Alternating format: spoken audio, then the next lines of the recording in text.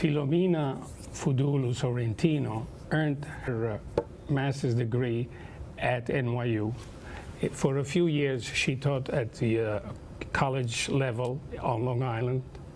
And lately, since 2010, she became a teacher at Newburgh school system.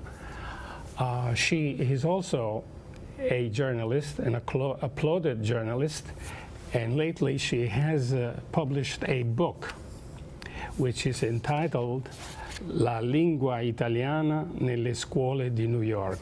Very useful book, and I'm very happy to see that she's here today with me. I hope you enjoy the conversation. The book is in Italian, but our conversation will be in English.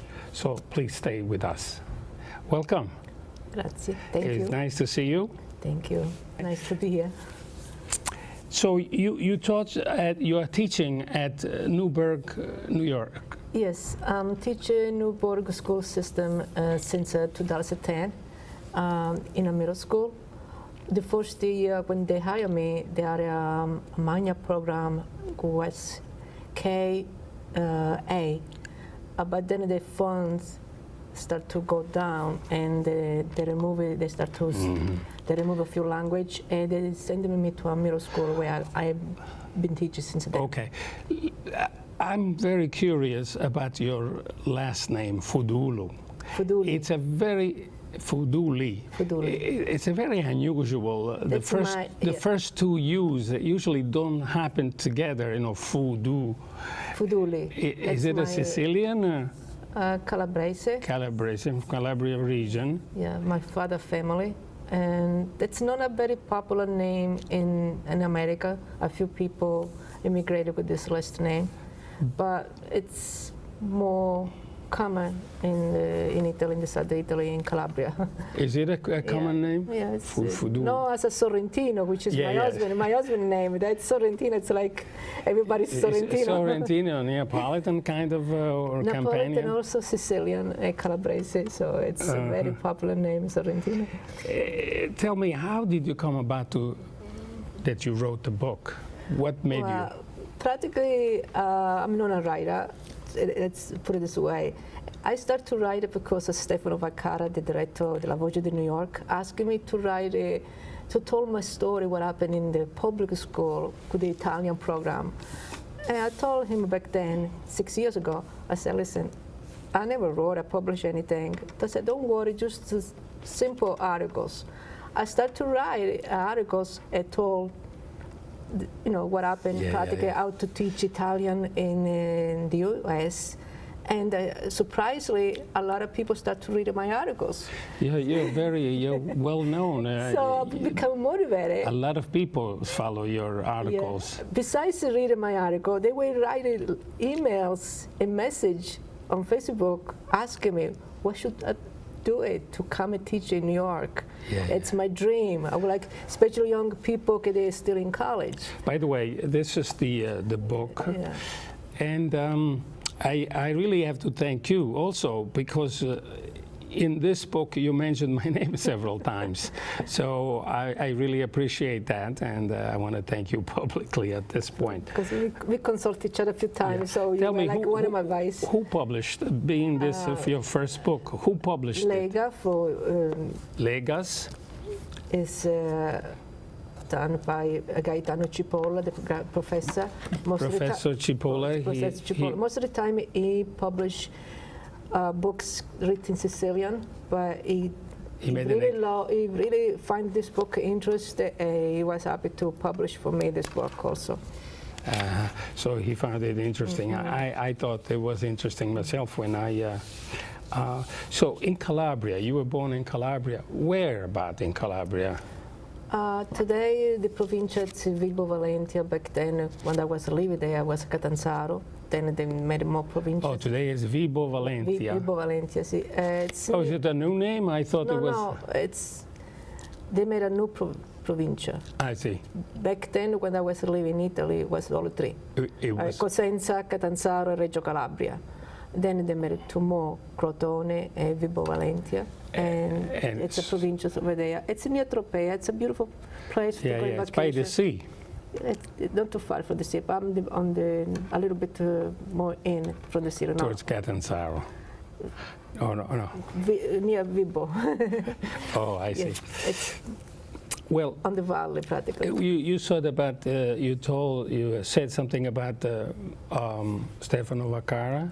Yes. He is the editor of... Yeah, he created this rubric for the Italian language, to promote the Italian language, especially in public school, because we want to extend the program in public schools. Yeah. And this, I think, was a great idea, because people became more interested. He's the chief editor, and apparently he's a hard-working fella.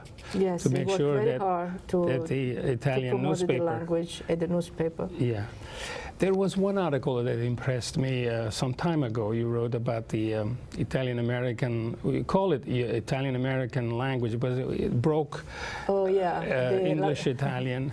The language was invented for the Italian people, practically. They call Italian immigrants who came to the U.S. Yes. I experienced that when I came in this country. I live in Brooklyn, it's between Ridgewood, it's between Brooklyn and Queens, it's like on the border. And there were a lot of Sicilian people on one side, a lot of Napolitan people on the other side. And so you were right in the middle. You married somebody. Back then, when I started the language, I find a little strange. I said to my husband, "Well, that's a dialect. That's Italian. I don't you understand?" Yeah, but they would come from different part of Italy, so But these are people who the immigrant who really did not know much education, did not go to school much. So they use English words, but they retain the Italian grammar. Exactly. They mix it practically. Like to drive, they put a draviare. So they made the verb, another verb. It's to drive, draviare. Things like that. For them, they communicated with each other. They were able to communicate with the American people. Today, something like this is still happening? For the old people. Old people. Because if they are the new people, they know they are very integrated. They know the language very well, and most of the time, if they speak Italian, they'll take Italian school, so they don't speak like that anymore. So the Italian who were born here, or Italian Americans, they went to school, so they learned the language properly. But the new immigrants, the new immigrants, they are very highly educated. Highly educated. They come in this country with a bachelor degree, sometimes a master degree. They finish college in Italy, then they come here. They're professional. That's different kind of the immigrant. Now, your book talks about many issues, basically. It talks about violence in school, bullying in school, discrimination, and also rules how to become a teacher in New York City and New York State, which I think are very important. But because these are subjects too wide for us to consider today, I'd like to restrict our conversation about your book, but only that it relates to the Italian language. I hope you don't mind. No. So, you're talking about the system. Now, were you educated in Italy also, or you came here as a child? In Italy, back then, you become a teacher if you go to magistrale. So I was like a kindergarten teacher called early childhood. Maestra d'asilo. And I practically all my education in college is in this country. So I started the SUNY Community College the first 2 years to see. I want to see how it is education here, because I was a little bit intimidated. How old were you when you came here? I after I got married, in 1983, the first time. 1983. So I was an adult practically. Because So you know both the Italian system of teaching back then, and the American. But I left Italy practically after 1983. I don't know if things If it's changed today. Change also in Italy. But you basically felt very secure about describing the two. For example, I don't know much about the Italian system, so I could not say much about it. But you seem that in this book you explained very well Exactly. the To differences. compare a little bit, there is a difference, yes, a big difference between the Italian system and the American system. One of the difference is in Italy, a teacher, if teaching Milan, can ask you to be transferring Sicily or Calabria and doesn't lose anything, the graduatory, or we call over there, the seniority.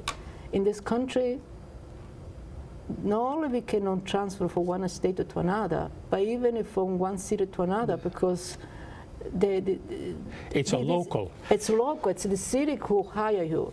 If teacher needed to resign, apply somebody else, start from begin again in a different city. Well, in Italy, it's a national system, apparently. It's a national system. I see. But if they want to move it to another country, that's what I'm explaining in the book, they needed to become certified in that particular country, or they cannot teach in a public school.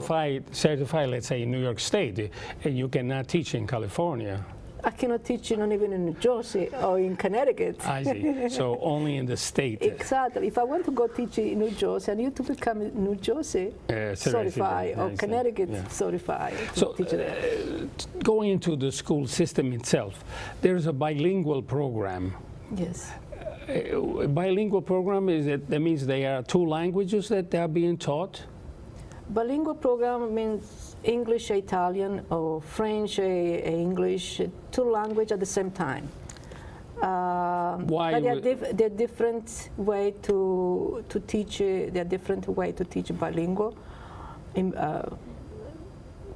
It's complicated to explain in a short period of time. But at the same, let's give an example. Students that are in this bilingual, we have over there in Newburgh for Spanish and English. They don't have it for Italian. Mm-hmm. And I imagine many schools. Students, they have everything they learn, they have into both language. They're given a handout, like the handout we have in front of you. One side is in Spanish, one side is in English. Students at the same time, the same lesson, they learn into language. Also, they learn the language, the new language, because most of the students, they are for the first language background.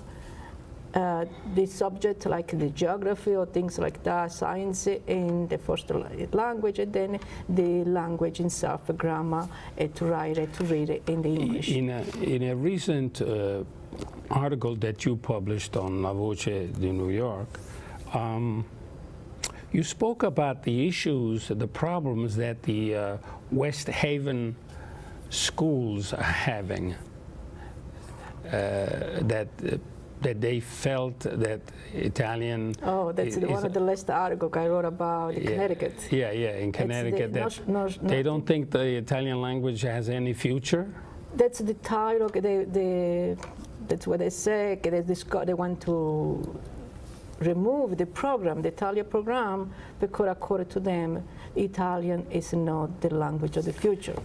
And in there is a huge Italian community.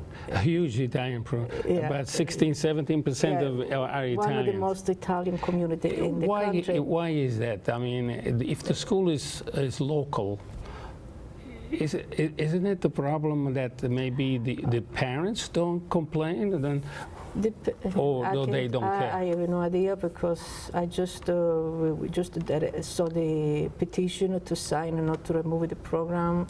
And I wrote the article about it, explaining that that's not an excuse to say Italian it's not the language of the future. People think that the language of the future, like those Asian language or Chinese, Japanese, there was Arab. Okay, those language they're gonna be in the future, but also Italian can be in the future for many, many reasons. Yeah, sure. There was a friend of mine many years ago that. Actually in Westchester, and the he was actually fighting the Board of Education because they said the future of the language is Japanese. After many years of discussion, they decided, this fellow told the Board of, or convinced the education to ask the parents. Exactly. And you know that the parents overwhelmingly decided that Italian should be the foreign language and not Japanese. And since then, we have seen Japanese at that time was supposed to be the language, upcoming language. Instead, today we don't hear much about it, but yet the Italian still persists. It's a shame. It's a shame that the Board of Education still don't believe, and I fault also the Italian American parents. They seem not to talk too much about it. They think that whatever the Board of Education decide, that's good for them. But I think they don't know that underneath that there's a political will. So,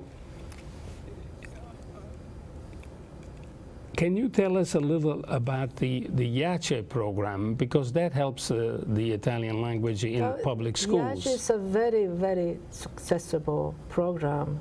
Okay, has increased the number of students enormously during the last 10 years.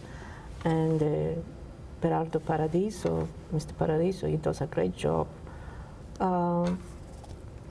They do program with it's practically it's private, but I also hope at the public schools, if they want to implement a new program in a public school, they give a fund. They help go books, they help go some kind of... they even pay for teachers. Yeah, they pay for teachers. But only for a limited time? For a limited time, partially, but it's also an help in case the district to say, oh, we don't have the money to open a program, or there is no fund. So they provide something to start, I think up to $25 if I'm correct. So it's IACE. YACE. And this is a program that people should contact the American consulate? Also, there is a link in the book about it. There is a link in the book. Yeah, I mean, discuss them, talk about the program. I explain all the details in one of the chapters. There is also another program which I think may be helping the awareness. It's the AP program in the public schools. Right now, about the AP, then nobody talks too much because we reached the goal. The Italian program AP is forgotten. It's not a risk anymore. It's going to stay for life. It's going to stay there like all the other language. Why is it not a risk? Because we went above the 2,500. There was a requirement of 2,500 students a year? For the $2, I think it's 16, I think it was 15, 16, and to take the exam. So they were much more about it. But we needed to talk also because we needed to encourage students to take the AP exam, Italian AP exam, because it's very prestigious and it's good for students. The AP program, which was advanced... they give it up to 12 credits. But what is it called? Advanced placement? Advanced placement, which means they collect college credit at the time they are in the high school. So it is. And they give a lot of AP exam, not only in language, but also in other subjects. There is one advantage that I think I remember is that does the Italian government allow anybody who has taken an AP program to go to an Italian university? Yes. If they take 3 AP exam, I think 3, one of these is Italian, they're gonna... Oh, you need to take 3 AP programs. One of the exam is Italian. They have the advantage to be accepted in an Italian university. What would be the advantage of an American student to take or enroll in an Italian university? Tuition, it's number one. Tuition? Because here it's very expensive over there. That's much less. They pay for the rooms, they pay for the books, but there is no really the tuition the way it is in this country. It's very so the tuition is actually free. The school, even a college level. They take something, but they pay the books. They needed to pay board, some place to live, and so on. But they pay here also. But in this country, tuition is very, very expensive. So in other words, Especially if they go to private school. Besides that, you know, they are in a different atmosphere, the different country.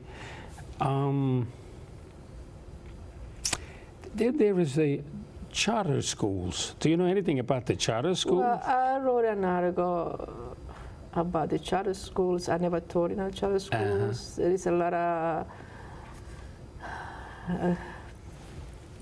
pros and cons. you know, about it. And they run as a private school, but with the public money. Public money. Okay, so that's why they're a little bit. But that is, it was created in order to help. Yeah, they created students. to create it to help students because they were failing in the school. A lot of students they were don't learn, drop out, and so on. So they start with these charter schools to see if it works. Sometimes in some places it works. Students, some students are better. I hear Brooklyn has many charter schools. There is a lot in the city.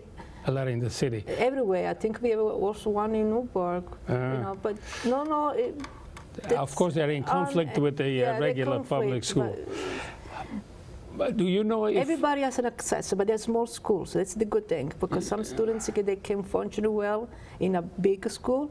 They function better in a small setting. Yeah. Do you know that if the charter schools offer Italian language, for example? I never saw. I put in the article. You know, I don't know any charter school that they give Italian language. So maybe they do, but I don't. I'm not aware. Your book only deals with public school. Yes, because it's where most of my students. You're mostly familiar. But do you know anything about, for example, the Catholic schools? Do they teach Italian Catholic schools? Well, I never hear anything about it. When I live in Brooklyn, my children went to Catholic school, and they would take Italian. In Brooklyn? Yeah, in Brooklyn. The community was Italian, so Italian was there. They were Italian teachers, and so on. But it also depends on the school. I know some very good school. I was looking the past before I find this full-time position for myself to teach Italian. A lot of them, they would say, no, we don't have Italian, we have Spanish. So we have some very important, expensive Catholic school that they don't give Italian. And that depends also on the parents, the community, what they look for, because the parents, if they request a program, they can implement it. There are some things that you talk about in the book, the P-Tech. Yes, we also. What is the P-Tech? It's an high school, 6 years instead of 4. And we have also a Newburgh who was very, very successful. The first was open in Brooklyn. When President Obama was there, he visited, he was impressed. He said that will be the role model. It has to do with technology or science? It has to do with technology mostly. It's what they call P-Tech because students, they graduate from, they're going to get the degree from high school and then an associate degree in technology. So completely free. Because it's at the level of elementary. At the same time they do on the high school. So in other words, the community college, basically, they do 2 years of high school, 2 years of... That was an agreement with the IBM and I think it's CUNY. I think it's CUNY or SUNY, and one of the two. Can they give you the degree? I don't know if it is for CUNY or for SUNY. I'm not in this moment. I don't remember. With the collaboration with the IBM, and those students, if they graduate for those P-Tech, they are the first choice for the IBM to find a job. Oh wow! So they are practically, and once again, everybody can apply, but they need to be highly motivated and to work a little harder. That's all. But it's completely free. Is it completely free? And it is in New York City? In New York City, we have a lot in New York. But you say Newburgh, so that means even outside of New York City then? Yeah, Newburgh, we also have in other states they open up also, in other states. I think Chicago has also. Oh, Chicago also. But we started in Brooklyn. The first one started in Brooklyn.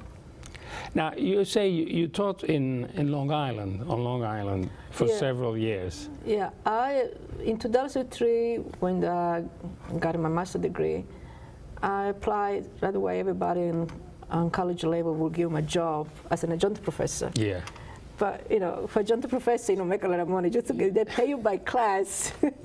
Not Which that they pay you a lot of money as a regular teacher, but Yeah. still you are Yeah, it was on the exciting, payroll. so I taught to many, whatever college I applied. I was teaching classes. In the meantime, I was going to get this certification. It was one of the tests. Okay, I didn't pass it right away, the last, they call it the last. For people, teachers, they don't do the high school in this country, liberal arts, science, mostly. It's was kind of difficult. I also started to do they hired me in 2003 without the certification, but it's in Seldon. That was my first job in an high school, but it was too much. We talk about culture shock and the difference between the way I remember the school in Italy, the way it was here. I resigned for the job in December after 3 months. Oh, yeah. So that's why I also told in my book, you know, you need to be prepared to a culture shock. Yeah. Don't you think you come here with the mentality you have in Italy, and everything comes, you know, you need to change mentality, adapt yourself to the change and so on. With Long Island, do you know the status of the Italian language? It's one of the, the most students we have in New York State. They are Long Island, Italian students. Really? Yeah, I think 2 years ago, the professor who brought more students to the IP examination was from Long Island in Ocean Side. 33 students there here. Yeah. So among all the states. So there is a big community, Italian community, Long Island, and a lot of schools. So you would say Long Island Long Island Italian is healthy, and yes, is it increasing? I don't know about increase because our also depended the school. Our also teachers they complain when a teacher retire, sometimes they don't really replace with another Italian teachers. To hire a new teacher. Sometimes they try to squeeze it in the students with the teacher they have, and it's also political, whatever, depending on the try to save money and so on. So we needed to keep a fight for the Italian program. Is there any private Italian school in New York? Suppose you want to send your kid, your student to a private school. La Scuola Italiana. La Scuola Italiana. They get the Italian program, Liceo, the high school program. They have two. But there's only one school. You know, there are not several schools, let's say. Private school, I mean. That's a private school. Yeah. But suppose I want to open up a school, a private school. Is there such a thing? I want to send my children to a private school, like I think many other ethnic background, people of ethnic background have that possibility of sending their kids to after school. Oh, to after school program. Yeah. I know that some school they have a in Long Island, Santa Bridget, I think they have they don't have after school. They have on weekend, on Saturday for the Italian program to teach Italian. Also, some places, but they come like to the church. I see. Okay, they're gonna go on weekend or a few days a week. Tell me one last thing. Why is the studying of the language an important thing as far as, let's say, identity is concerned? Why we need to study a foreign language or some other languages? That's what my students keep asking me. What are you a foreign language for? Because it's a tool that opens so many doors. So tools that open many doors. Many doors. You know, so what I need, to study Italian for, you never know. Maybe one day you want to be in business, you want to go food business. Somebody who studies garden, Italian. Any kind of what kind of suppose my son studies Italian. What are the possibility of him getting a job in what field?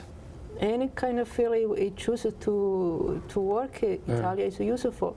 If what I say to my students, you want to become a lawyer, remember the law was based on the Roman. Law. Yeah, it's Latin. It's a lot of Latin there. You need to learn because the Roman invented still today the laws. That's How about fashion? Fashion, but also medical school. Medical school. All the terminology in science are in Latin. And There was a time a lot of Americans went to medical schools in Italy, but then laws were changed. fashion is number one. Who doesn't know the big designer? Food. Food, And especially food. constructions. Okay, we go forever. All right. Anyway, I want to tell you, I want to thank you. We have reached the end of our program. Thank you. I would like to say, please come back next time when we have another Italian-American writer. Thank you very much. Thank you. Thank you.